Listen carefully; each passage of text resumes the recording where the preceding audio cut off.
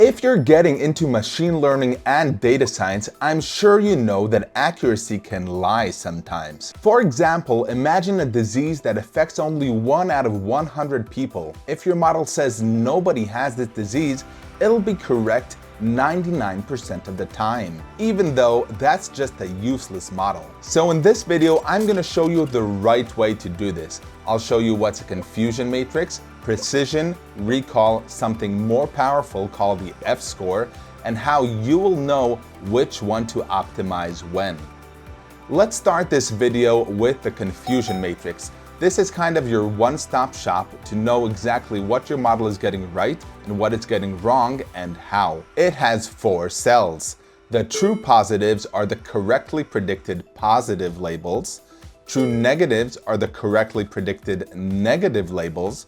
False positives are when your model accidentally predicts something is positive even though it should have been negative.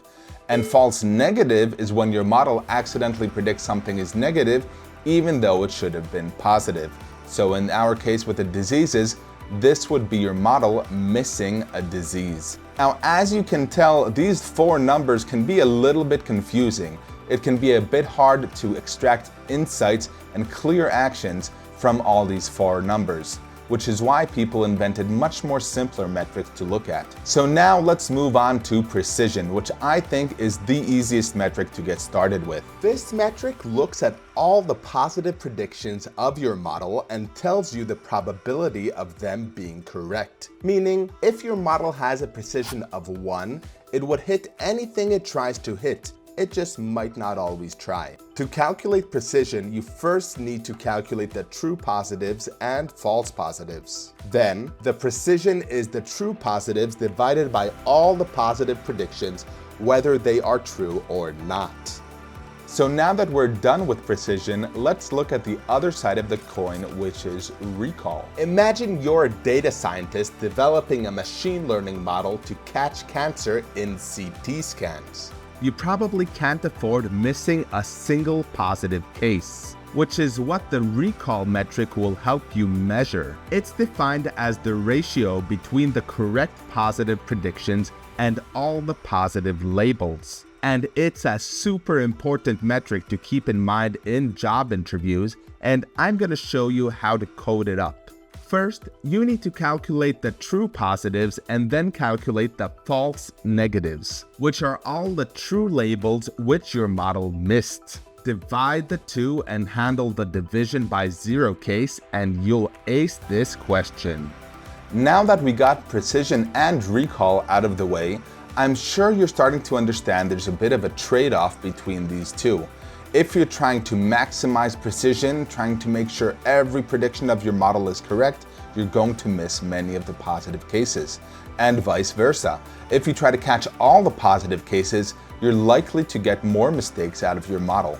So what do you do? One way to handle this is to look at something called the precision recall curve, specifically the area under the precision recall curve, because this sort of catches all the different trade-offs you might have between precision and recall. And this metric is a much more holistic way to look at the trade-offs between precision and recall, because if you just look at the area under the curve, it's threshold agnostic, meaning it doesn't matter which threshold you choose to make a prediction positive or negative. It kind of looks at the whole picture. But there are also other ways to combine precision and recall in ways that do take the threshold into account.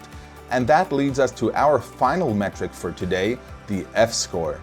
The equation might look intimidating, but it's actually a way of taking a weighted average between precision and recall. To be precise, this is the weighted harmonic mean, and the F1 score is a specific case in which you give equal weight to both precision and recall. To code this up, you first need to calculate the precision and recall, handle the division by 0 cases, and then plug them into the F-score equation. And if you manage to pull this out of the hat in an interview, I guarantee they'll be super impressed. So we covered a lot of metrics in this video, but I want to kind of summarize when you should use each one of these metrics. Definitely use precision if false positives or false alarms are very expensive or very costly. in your use case. This could be something like accidentally activating the automatic braking system, which could be very, very scary. And you should use recall in cases where it's very important to catch every single case, meaning when false negatives are very important. In our example before, which catching a certain disease, usually you'd use recall in these cases. You can use the area under the precision recall curve generally for development so that you know if your model is improving or getting worse depending on what you do to the machine learning model. This is more for you as a machine learning engineer and not so much to report on the performance of the model.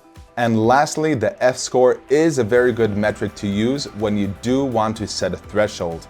And this kind of gives a realistic trade-off between precision and recall that you can control with that beta parameter. And the F1 score is a specific case where beta is equal to 1. I left lots and lots of resources in the description. Definitely go check them out. They're free. And as always, I'll see you next time.